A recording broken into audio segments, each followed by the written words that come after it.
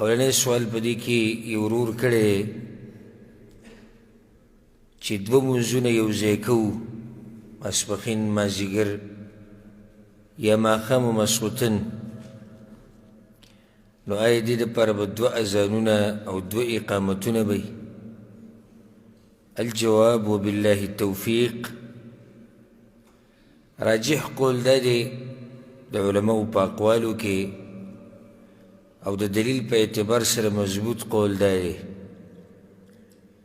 چې کله دوه مونځونه یو ځای کېږي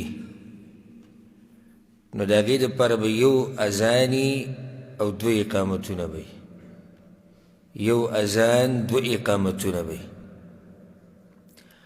او دا د احنافو او د حنابلو قول دی. بعض د امام مالک مذهب چې کوم علما دي د هغوی هم د بعضو دا قول دی او دلیل په اعتبار سره دا مضبوط قول دی. حجة الوداع په موقع باندې پیغمبر صلی الله علیه وسلم چې اخرنی حج کړی دی او دغه یو حج پیغمبر صلی الله علیه وسلم کړی دی او هغه اخرنی و الوداعي حج.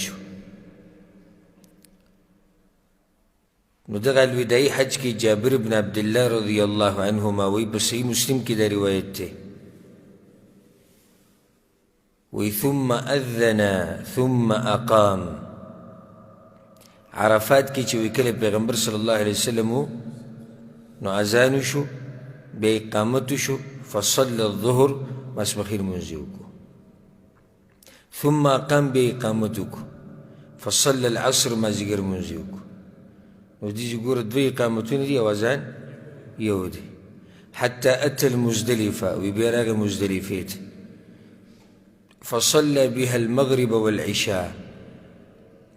نو په مزدلفه کې ماښام و ماسخوتن مونځ وکړو، دواړه یې جمع کړو بأذان واحد و اقامتين، په یو اذان سره او په دوه اقامتونو سره. نو دین هم دا ثابته شو.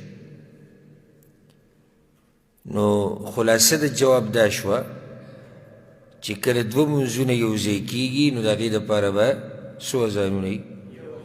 یو اذان به وي او دوه اقامتونه به وي. هر منځه دپاره به ځان له اقامت وي. والله اعلم.